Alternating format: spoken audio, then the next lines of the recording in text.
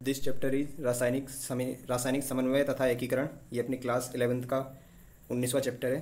तो इसको एनसीईआरटी से लाइन बाय लाइन कंप्लीट करते हैं। आप अध्ययन कर चुके हैं कि तंत्रिका तंत्र विभिन्न अंगों के बीच एक बिंदु दर बिंदु द्रुत समन्वय का कार्य करता है। तंत्रिकीय समन्वय काफ़ी तेज लेकिन अल्प अवधि का होता है। तंत्रिका तंतुओं द्वारा शरीर की सभी कोशिकाओं का तंत्रिकाएं नहीं होने के कारण कोशिकीय क्रियाओं के लिए तथा निरंतर नियमन के लिए एक विशेष प्रकार के समन्वय की आवश्यकता होती है। यह कार्य हार्मोन द्वारा संपादित होता है। तंत्रिका तंत्र और अंतःस्रावी तंत्र मिलकर शरीर क्रियात्मक कार्यों का समन्वय और नियंत्रण करते हैं। नेक्स्ट टॉपिक इज अंतःस्रावी ग्रंथियां और हार्मोन। अंतःस्रावी ग्रंथियों में नलिकाएं नहीं होती है, अतः वे नलिका विहीन ग्रंथियां कहलाती है। इनके स्राव हार्मोन कहलाते हैं। हार्मोन की चिरस्मृत परिभाषा के अनुसार हार्मोन अंतःस्रावी ग्रंथियों द्वारा स्रावित रक्त में मुक्त किए जाने वाले रसायन हैं जो दूरस्थ लक्ष्य अंग तक पहुंच जाते हैं, परंतु इस परिभाषा को अब रूपांतरित किया गया है, जिसके अनुसार हार्मोन सूक्ष्म मात्रा में उत्पादित होने वाले अपोषक रसायन हैं जो अंतरकोशिकीय संदेशवाहक के रूप में कार्य करते हैं। नई परिभाषा के अंतर्गत सुनियोजित अंतःस्रावी ग्रंथियों से स्रावित हार्मोन के अतिरिक्त कई नए अणु भी सम्मिलित हो गए हैं। अकशेरुकियों में कम हार्मोन के साथ एक सरल अंतःस्रावी तंत्र होता है, जबकि कशेरुकियों में कई रसायन हार्मोन की तरह कार्य कर उनमें समन्वय स्थापित करते हैं। यहाँ अंतःस्रावी तंत्र का वर्णन किया गया है। नेक्स्ट टॉपिक इज मानव अंतःस्रावी तंत्र। अंतःस्रावी ग्रंथियां और शरीर के विभिन्न भागों में स्थित हार्मोन स्रावित करने वाले ऊतक कोशिकाएं मिलकर अंतःस्रावी तंत्र का निर्माण करते हैं।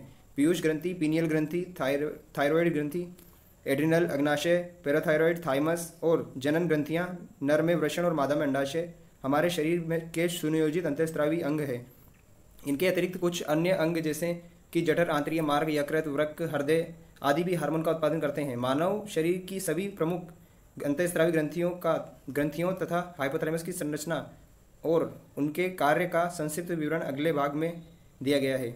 यहाँ से अपना नेक्स्ट ग्लैंड, यहाँ पे सारी ग्लैंड वगैरह दी हुई है, ग्रंथियाँ, अंतःस्रावी ग्रंथियाँ, और यहाँ से अपना हाइपोथैलेमस स्टार्ट है। हाइपोथैलेमस, जैसा कि आप जानते हैं कि हाइपोथैलेमस डायएन्सेफेलोन अग्र मस्तिष्क पक्ष का आधार है और यह शरीर के विविध प्रकार के कार्यों का नियंत्रण करता है। इसमें हार्मोन का उत्पादन करने वाली कई तंत्रिका स्रावी कोशिकाएं होती है जिन्हें न्यूक्ली कहते हैं। ये हार्मोन पीयूष ग्रंथि से स्रावित होने वाले हार्मोन के संश्लेषण और स्रावण को नियंत्रित करते हैं। हाइपोथैलेमस से स्रावित होने वाले हार्मोन दो प्रकार के होते हैं। हाइपोथैलेमस से जो हार्मोन निकलते हैं वो दो प्रकार के होते हैं। एक होता है मोचक हार्मोन और एक होता है निरोधी हार्मोन। मोचक हार्मोन जो पीयूष ग्रंथि से हार्मोन के स्रावण को प्रेरित करता है, और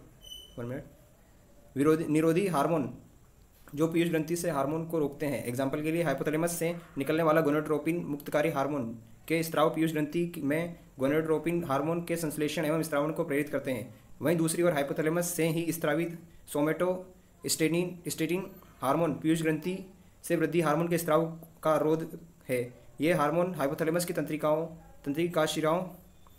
कोशिकाओं से प्रारंभ होकर तंत्रिकाक्ष होते हुए तंत्रिका सिरे पर मुक्त कर दिए जाते हैं। ये हार्मोन निवाहिका परिवहन तंत्र द्वारा पीयूष ग्रंथि तक पहुंचते हैं और अग्र पीयूष ग्रंथि के कार्यों का नियमन करते हैं। पश्च पीयूष ग्रंथि का तंत्रिकीय नियमन सीधे हाइपोथैलेमस के अधीन होता है। नेक्स्ट टॉपिक, अपनी पीयूष ग्रंथि स्टार्ट होती है यहीं से। पीयूष ग्रंथि एक सेला टर्सिका नामक अस्थिल गुहा में स्थित होती है।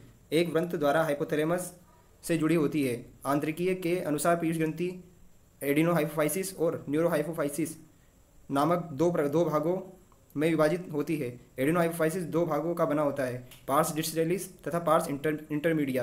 पार्स डिस्टेलिस को साधारणतः अग्र पीयूष ग्रंथि भी कहते हैं, जिससे वृद्धि हार्मोन या सोमेटोट्रोपिन यानी GH और प्रोलेक्टिन यानी PRL या मेटाट्रोपिन या नेक्स्ट हार्मोन है थायराइड प्रेरक हार्मोन TSH और एड्रेनोकोर्टिकोट्रोपिक हार्मोन ACTH या कोर्टिकोट्रोपिन ल्यूटिनाइजिंग हार्मोन LH और पुटिका प्रेरक हार्मोन का स्रावण करता है। पार्स इंटरमीडिया एकमात्र हार्मोन लेमोनोसाइड प्रेरक हार्मोन MSH या मेलानोट्रोपिन का स्रावण करता है। यद्यपि मानव में पार्स इंटरमीडिया मध्यपिंड पार्स डिस्टेलिस दूरस्थ पिंड से जुड़ा होता है। न्यूरोहाइपोफाइसिस पार्स नर्वोसा या पश्च पीयूष ग्रंथि यह हाइपोथैलेमस द्वारा उत्पादित किए जाने वाले हार्मोन ऑक्सीटोसिन और वैसोप्रेसिन का संग्रहण और स्रावण करती है। ये हार्मोन वास्तव में हाइपोथैलेमस द्वारा संश्लेषित होते हैं और तंत्रिकाक्ष से होते हुए पश्च पीयूष ग्रंथि में पहुंचा दिए जाते हैं। नेक्स्ट हार्मोन है अपना पहला ग्रोथ हार्मोन GH के अतिस्राव से शरीर की असामान्य वृद्धि होती है, जिसे जाइगोटिज्म यानी अतिकायता कहते हैं, और इसके अल्पस्राव से वृद्धि अवरुद्ध हो जाती है यानी वृद्धि रुक जाती है, जिसे पिट्यूटरी ड्वार्फिज्म यानी बोनापन या वामनता कहते हैं। वयस्कों में विशेष रूप से मध्यवर्ग आयु के लोगों में वृद्धिकारी हार्मोन के अतिस्राव से अत्यधिक विकृति यानी विशेषक चेहरे की हो जाती है, जिसे अतिकायता यानी एक्रोमेगेली कहते हैं। इससे गंभीर जटिलताएं उत्पन्न हो सकती है तथा यदि नियंत्रण न किया गया तो समय से पूर्व मृत्यु भी हो सकती है। जीवन के प्रारंभिक काल में रोग की पहचान बहुत कठिन है तथा अधिकतर मामलों में अनेक वर्षों तक रोगों का पता नहीं चलता है जब तक कि बाह्य अभिलक्षण दिखाई नहीं दे। प्रोलैक्टिन हार्मोन, ये अपना नेक्स्ट हार्मोन आ गया। प्रोलैक्टिन हार्मोन स्तन ग्रंथियों की वृद्धि और दुग्ध निर्माण का नियंत्रण करता है। थायराइड नेक्स्ट हार्मोन है थायराइड प्रेरक हार्मोन। थायराइड ग्रंथियों पर कार्य करके उसमें थायराइड हार्मोन के संश्लेषण और स्रावण को प्रेरित करता है। नेक्स्ट हार्मोन है एडिनोकोर्टिकोट्रोपिक हार्मोन यानी ACTH एड्रिनल वल्कुट पर कार्य करता है और उससे ग्लूकोकोर्टिकोइड नामक स्टेरॉयड हार्मोन के संश्लेषण और स्रावण को प्रेरित करता है। ल्यूटिनाइजिंग और पुटिका प्रेरक हार्मोन जननांगों की क्रिया को प्रेरित करते हैं और लिंगी हार्मोन का उत्पादन करते हैं, अतः गोनेडोट्रोपिन कहलाते हैं।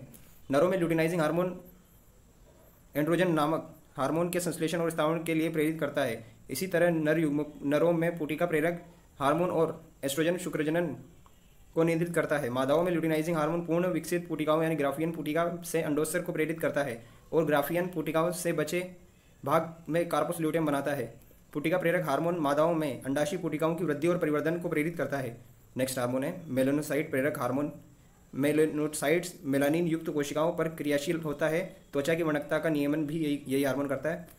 ऑक्सीटोसिन हमारे शरीर की चिकनी पेशियों पर कार्य करता है। जो अपना नेक्स्ट हार्मोन है वो है ऑक्सीटोसिन हमारे शरीर की चिकनी पेशियों पर कार्य करता है तथा उनके संकुचन को प्रेरित करता है। मादाओं में यह प्रसव के समय गर्भाशय पेशियों में संकुचन और दुग्ध ग्रंथियों से दुग्ध के स्राव को प्रेरित करता है। तो प्रोलैक्टिन जो होता है वो दुग्ध का निर्माण करवाता है और दुग्ध का स्रावण ऑक्सीटोसिन करवाता है। तो ये चीज़ अपने याद रखनी है। वैसोप्रेसिन मुख्यतः वृक्क की दूरस्थ संवलित नलिका नेक्स्ट हार्मोन अपना वैसोप्रेसिन। तो वैसोप्रेसिन मुख्यतः वृक्क की दूरस्थ संवलित नलिका यानी DCT से जल एवं आयनों के पुनर्वशोषण को प्रेरित करता है, जिससे मूत्र के साथ जल का ह्रास यानी डायूरेसिस कम हो। अतः इसे प्रतिमूत्रल हार्मोन या एंटीडायूरेटिक हार्मोन यानी ADH भी कहते हैं। ADH के संश्लेषण अथवा स्रावण को प्रभावित करने वाली विकृति के परिणामस्वरूप वृक्क की जल संरक्षण की क्षमता में ह्रास हो जाता है। इसके फलस्वरूप जल का ह्रास और निर्जलीकरण हो जाता है। इस अवस्थिति को उदत में है यानी कि डायबिटीज इंसिपिड्स कहते हैं। नेक्स्ट ग्लैंड है अपनी पीनियल ग्लैंड। पीनियल ग्रंथि अग्र मस्तिष्क के पृष्ठीय यानी ऊपरी भाग में स्थित होती है। पीनियल ग्रंथि मेलेटोनिन हार्मोन का स्रावण करती है। मेलेटोनिन हमारे शरीर की दैनिक लय यानी 24 घंटे के नियमन का एक महत्वपूर्ण कार्य करता है। एग्जाम्पल के लिए यह सोने जागने के चक्र एवं शरीर के तापमान को नियंत्रित करता है। इन सबके अतिरिक्त मेलेटोनिन उपापचयी वर्णकता, मासिक आर्तव चक्र, प्रतिरक्षा क्षमता को भी प्रभावित करता है। अपना नेक्स्ट ग्लैंड है थायराइड ग्लैंड। थायराइड ग्रंथि श्वास नली के दोनों ओर स्थित 2 पालियों से में बनी होती है। दोनों पालियां संयोजित ऊतक से पतली पल्लीनुमा स्टमस से जुड़ी होती है। प्रत्येक थायराइड ग्रंथि पुटकों और भरण ऊतकों की बनी होती है।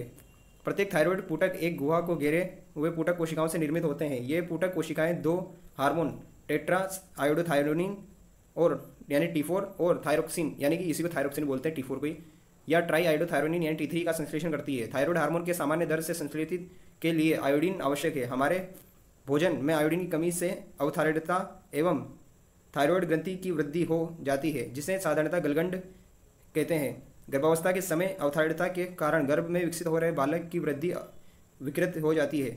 इससे बच्चे की अवरोधित वृद्धि यानी क्रीटेनिज्म या वामनता तथा मंदबुद्धि, त्वचा असामान्यता, मुख बधिरता आदि हो जाती है। वयस्क स्त्रियों में अवथायरता मासिक चक्र को अनियमित कर देती है। थायराइड ग्रंथि के कैंसर अथवा इसमें गांठों की वृद्धि से थायराइड हार्मोन के संश्लेषण की दर असामान्य रूप से अधिक हो जाती है। इस स्थिति को थायराइड अतिक्रियता कहते हैं, जो शरीर की कार्यकीय पर प्रतिकूल प्रभाव डालती है। थायराइड हार्मोन आधारीय उपापचयी दर के नियमन में मुख्य भूमिका निभाते हैं। ये हार्मोन लाल रक्त कणिकाओं के निर्माण की प्रक्रिया में भी सहायक होते हैं। थायराइड हार्मोन कार्बोहाइड्रेट, प्रोटीन और वसा के उपापचयी संश्लेषण और विखंडन को भी नियंत्रित करते हैं। जल और विद्युत अपघट्यों का नियमन भी थायराइड हार्मोन प्रभावित करते हैं। थायराइड ग्रंथि से एक प्रोटीन हार्मोन यानी कैल्सिटोनिन यानी टीसीटी का भी स्रावण होता है, जो रक्त में कैल्शियम स्तर को नियंत्रित करता है। नेत्रोत्सी गलगंड यानी कि एक्थोलिमिक ग्वाइटर थायराइड अतिक्रियता का एक रूप है। थायराइड ग्रंथि में वृद्धि, नेत्र गोलकों का आकार की ओर उभर आना, बाहर की ओर उभर आना, आधारीय उपापचय दर में वृद्धि एवं भार में ह्रास इसके अभिलक्षण है। इसे ग्रेवस रोग भी कहते हैं। अपनी नेक्स्ट ग्लैंड है parathyroid gland.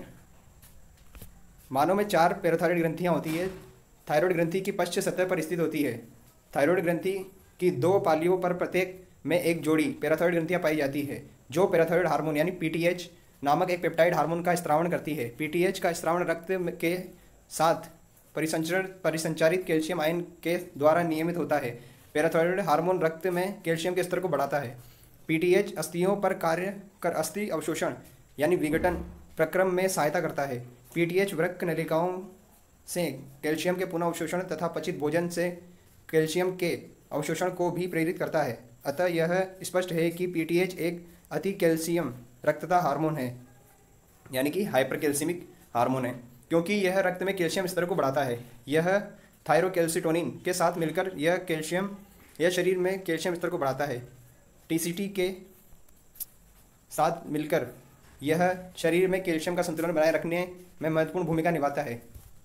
Next gland is thymus gland, thymus ग्रंथि। थाइमस ग्रंथि महाधमनी के उदर पक्ष पर उदरोस्ती के पीछे फेफड़ों के बीच स्थित एक पालिक संरचना है। थाइमस ग्रंथि प्रतिरक्षा तंत्र के विकास में महत्वपूर्ण भूमिका निभाती है। यह ग्रंथि थाइमोसिन नामक पेप्टाइड हार्मोन का स्रावण करती है। थाइमोसिन टी लिम्फोसाइट के विभेदीकरण में मुख्य भूमिका निभाते हैं, जो कोशिका माध्य प्रतिरक्षा के लिए महत्वपूर्ण है। इसके अतिरिक्त थाइमोसिन तरल प्रतिरक्षा यानी ह्यूमरल इम्यूनिटी के लिए प्रतिजीवी के रूप के उत्पादन को भी प्रेरित करते हैं। बढ़ती उम्र के साथ थाइमोस का अपघटन होने लगता है। फलस्वरूप थाइमोसिन का उत्पाद घट जाता है। इसी के परिणाम स्वरूप वृद्धों में प्रतिरक्षा प्रतिक्रिया कमजोर पड़ जाती है। यहाँ पे आपको अधिवृक्क और अधिवृक्क ग्रंथि दे रखी है। अधिवृक्क ग्रंथि हमारे शरीर में प्रत्येक वृक्क के अग्रभाग में एक जोड़ी अधिवृक्क ग्रंथियाँ होती है। ग्रंथियाँ 2 प्रकार के ऊतकों से निर्मित होती है। ग्रंथि के बीच में स्थित ऊतक अधिवृक्क मध्यांश का बाहरी ओर स्थित ऊतक अधिवृक्क वलकुट कहलाता है। अधिवृक्क मध्यांश 2 प्रकार के हार्मोन का स्रावण करता है, जिन्हें एड्रेनलिन या एपिनेफ्रिन और नॉरएड्रेनालिन या नॉरएपिनेफ्रिन कहते हैं। इन्हें सम्मिलित रूप से कैटेलकोलिनस कहते हैं। एड्रिनल और नॉरएड्रेनालिन किसी भी प्रकार के दबाव या आपातकालीन स्थिति में अधिकता से तेजी से स्रावित होते हैं। इसी के कारण आपातकालीन हार्मोन या युद्ध हार्मोन या फ्लाइट हार्मोन कहलाते हैं। ये हार्मोन सक्रियता, तेजी, आंखों की पुतलियों के फैलाव, रोंगटे खड़े होना, पसीना आदि को बढ़ाते हैं। दोनों हार्मोन हृदय की धड़कन, हृदय संकुचन की क्षमता और श्वसन की दर को बढ़ाते हैं। कैटेकोलेमिन ग्लाइकोजन के विखंडन को प्रेरित करते हैं, जिसके परिणाम स्वरूप रक्त में ग्लूकोज का स्तर बढ़ जाता है। साथ ही ये लिपिड और प्रोटीन के विखंडन को भी प्रेरित करते हैं। अधिवृक्क वलकुट को 3 परतों में विभाजित किया जा सकता है। जोना रेसिकुलेरिस यानी कि आंतरिक परत, जोना फेसिकुलेटा मध्य परत और जोना ग्लोमेरुलेसा बाहरी परत। अधिवृक्क वलकुट कई हार्मोन का स्रावण करता है, जिन्हें सम्मिलित रूप से कोर्टिकोस्टेरॉइड हार्मोन या कोर्टिकोइड कहते हैं। जो कोर्टिकोस्टेरॉइड कार्बोहाइड्रेट के उपापचय में संलग्न होते हैं, ग्लूकोकोर्टिकोइड कहलाते हैं। हमारे शरीर में कोर्टिसोल मुख्य ग्लूकोकोइड है। जल और विद्युत अपघट्यों का संतुलन करने वाले कोर्टिकोस्टेरॉइड मिनरलोकोर्टिकोइड्स कहलाते हैं। हमारे शरीर में एल्डोस्टेरोन मुख्य मिनरलोकोर्टिकोइड है। ग्लूकोकोर्टिकोइड ग्लाइकोजन संश्लेषण, ग्लूकोनियोजिनेसिस, वसा अपघटन और प्रोटीन अपघटन को प्रेरित करते हैं तथा एमिनो अम्ल के कोशिकीय ग्रहण और उपयोग को अवरोधित करते हैं। कोर्टिसोल हृदय संवहनी तंत्र में रखरखाव तथा वृक्क की क्रियाओं में भी संलग्न होता है। ग्लूकोकोर्टिकोइड एवं विशेष रूप से कोर्टिसोल प्रतिरोध प्रतिक्रियाओं को प्रेरित करता है तथा प्रतिरक्षा तंत्र की प्रतिक्रिया को अवरोधित करता है। कोर्टिसोल लाल रुधिर कणिकाओं के उत्पादन को प्रेरित करता है। एल्डोस्टेरोन मुख्यतः वृक्क नलिकाओं पर कार्य करता है और सोडियम एवं जल के पुनः अवशोषण तथा पोटेशियम व फॉस्फेट आयन के उत्सर्जन को प्रेरित करता है। इस प्रकार एल्डोस्टेरोन विद्युत अपघट्यों यानी शरीर द्रव्य के आयतन, परासरणी दबाव और रक्त दाब को बनाए रखने में सहायक होता है। एड्रिनल वल्कुट द्वारा कुछ मात्रा में एंड्रोजेनिक स्टेरॉयड का भी स्त्राव होता है, जो यौनारंभ के समय अक्षीय रोम, जगन रोम तथा मुख आनन रोम की वृद्धि में भूमिका अदा करते हैं। एड्रिनल वल्कुट द्वारा हार्मोन के अल्प स्त्रावण के कारण कार्बोहाइड्रेट उपापचय पर विपरीत प्रभाव पड़ता है, जिसके कारण अंततः दुर्बल एवं थकावट का अनुभव होता है तथा एडिसन रोग हो जाता है। Next gland अग्नाशय। अग्नाशय एक संयुक्त ग्रंथि है जो अंतःस्रावी और बहिःस्रावी दोनों के रूप में कार्य करती है। अंतःस्रावी अग्नाशय लैग्रेंज द्वीपों से निर्मित होता है। साधारणतः मनुष्य के अग्नाशय में लगभग 10 से 20 लाख लैग्रेंज द्वीप होते हैं, जो अग्नाशयी ऊतकों का 1 से 2% भाग होता है। प्रत्येक लैग्रेंज द्वीप की मुख्य रूप से 2 प्रकार की कोशिकाएं पाई जाती है, जिन्हें अल्फा तथा बीटा कोशिकाएं कहते हैं। अल्फा कोशिकाएं का ग्लूकेगोन तथा बीटा कोशिकाएं इंसुलिन हार्मोन का स्रावन करती है। ग्लूकेगोन एक पेप्टाइड हार्मोन है जो सामान्य रक्त शर्करा स्तर के नियमन में मुख्य भूमिका निभाता है। ग्लूकेगोन मुख्य रूप से यकृत कोशिकाओं पर कार्य कर ग्लाइकोजन अपघटन को प्रेरित करता है, जिसके फलस्वरूप रक्त शर्करा का स्तर बढ़ जाता है। इसके अतिरिक्त पेट ग्लूकोनियोजिनेसिस की प्रक्रिया को भी प्रेरित करता है, जिससे कि हाइपरग्लाइसीमिया अति ग्लूकोज रक्तता होती है। ग्लूकेगोन कोशिकीय शर्करा के अभिग्रहण और उपयोग को कम करता है, अतः ग्लूकेगोन हाइपरग्लाइसीमिया हार्मोन है। इंसुलिन भी एक प्रोटीन हार्मोन है जो ग्लूकोज समस्थापन के नियमन में मुख्य भूमिका निभाता है। इंसुलिन मुख्यतः हिपेटोसाइट और एडिपोसाइट पर कार्य करता है और कोशिकीय ग्लूकोज अभिग्रहण और उपयोग को बढ़ाता है। इसके फलस्वरूप ग्लूकोज तीव्रता से रक्त हिपेटोसाइट और एडिपोसाइट में जाता है और तथा रक्त शर्करा का स्तर कम हाइपोग्लाइसीमिया हो जाता है। इंसुलिन लक्ष्य कोशिकाओं में ग्लूकोज से ग्लाइकोजन बनने की प्रक्रिया को प्रेरित करता है। रक्त में ग्लूकोज समस्थापन का नियमन सम्मिलित रूप से 2 हार्मोन इंसुलिन और ग्लूकेगोन द्वारा होता है। लंबी अवधि तक हाइपरग्लाइसीमिया अति ग्लूकोज रक्तता होने पर डायबिटीज मेलिटस मधुमेह बीमारी हो जाती है, जो मूत्र के साथ शर्करा का ह्रास और हानिकारक पदार्थों जैसे कीटोन बॉडीज के निर्माण से जुड़ी होती है। मधुमेह के मरीजों का इंसुलिन द्वारा सफलतापूर्वक उपचार किया जा सकता है। नेक्स्ट टॉपिक वृषण नर में उदर गुहा पेटू के बाहर वृषण कोश में एक जोड़ी वृषण स्थित होते हैं। वृषण प्रारंभिक लैंगिक अंग के साथ ही अंतःस्रावी ग्रंथि के रूप में भी कार्य करता है। वृषण शुक्रजनक नलिकाओं और भरण या अंतराली ऊतकों का बना होता है। लेडिक कोशिकाएं या अंतराली कोशिकाएं अंतर्वलनी स्थानों में उपस्थित होती है और एंड्रोजन नामक नर हार्मोन तथा टेस्टोस्टेरोन प्रमुख हार्मोन का स्रावन करती है। एंड्रोजन नर में सहायक जनन अंगों जैसे कि एपिडिडाइमिस, शुक्रवाहिका, seminal vesicle, prostate gland, urethra आदि के परिवर्धन, परिपक्वन और कोशिकाओं का नियमन करते हैं। ये हार्मोन पेशीय वृद्धि, मुख और अक्षीय रोम की वृद्धि, क्रोधात्मकता, निम्न स्वरमान या आवाज़ इत्यादि को उत्तेजित करते हैं। एंड्रोजन शुक्राणु निर्माण की प्रक्रिया में प्रेरक भूमिका निभाते हैं। एंड्रोजन केंद्रीय तंत्रिका तंत्र पर कार्य कर नर लैंगिक व्यवहार यानी कि लिबिडो को प्रभावित करता है। ये हार्मोन प्रोटीन और कार्बोहाइड्रेट उपापचयी प्रभाव डालते हैं। नेक्स्ट टॉपिक अंडाशय। अंडाशय मादाओं के उदर में अंडाशय का एक युग्म यानी जोड़ा होता है। अंडाशय एक प्राथमिक मादा लैंगिक अंग है जो प्रत्येक मासिक चक्र में एक अंडे को उत्पादित करते हैं। इनके अतिरिक्त अंडाशय 2 प्रकार के स्टेरॉयड हार्मोन समूहों का भी उत्पादन करते हैं, जिन्हें एंड्रोजन और प्रोटेस्टेरोन कहते हैं। अंडाशय अंडपुटक और भरण ऊतक का बना होता है। एंड्रोजन का संश्लेषण एवं स्रावण प्रमुख रूप से परिवर्तित हो रहे अंडाशयी पुटकों द्वारा होता है। अंडोत्सर्ग के पश्चात विखंडित पुटक कार्पस ल्यूटियम में बदल जाता है, जो कि मुख्यतः प्रोजेस्टेरोन हार्मोन का स्रावन करता है। एस्ट्रोजेन स्त्रियों में द्वितीयक लैंगिक अंगों की वृद्धि तथा क्रियाओं का प्रेरण, अंडाशयी पुटिकाओं का परिवर्धन, द्वितीयक लैंगिक लक्षणों का प्रकटन जैसे उच्च आवाज़ की, स्वरमान, स्तन ग्रंथियों का परिवर्धन इत्यादि अनेक क्रियाएं करते हैं। एंड्रोजन स्त्रियों के लैंगिक व्यवहार को भी नियमन करते हैं। प्रोजेस्टेरोन प्रसवता में सहायक होते हैं। प्रोजेस्टेरोन दुग्ध ग्रंथियों पर भी कार्य कर के दुग्ध संग्रह कूपिकाओं के निर्माण और दुग्ध के स्त्रावण में सहायता करते हैं। 1 मिनट। नेक्स्ट टॉपिक इज हृदय, वृक्क और जठर आंतरिक पथ के हार्मोन। अब तक आप अंतःस्रावी ग्रंथियों और उनके हार्मोन के बारे में समझ चुके होंगे। यद्यपि पहले इंगित किया जा चुका है कि हार्मोन का स्त्रावण कुछ अन्य अंगों द्वारा भी होता है जो अंतःस्रावी ग्रंथियां नहीं हैं। अंतःस्रावी उदाहरण के लिए हृदय की आलिंद भित्तियों द्वारा एक पेप्टाइड हार्मोन का स्त्राव होता है जिसे एट्रियल नेट्रियूरेटिक कारक कहते हैं। यह रक्तदाब को कम करता है। जब रक्तदाब बढ़ जाता है तो ANF के स्त्राव और इसकी क्रिया के फलस्वरूप रक्त वाहिकाएं विस्फारित हो जाती है तथा रक्तदाब कम हो जाता है।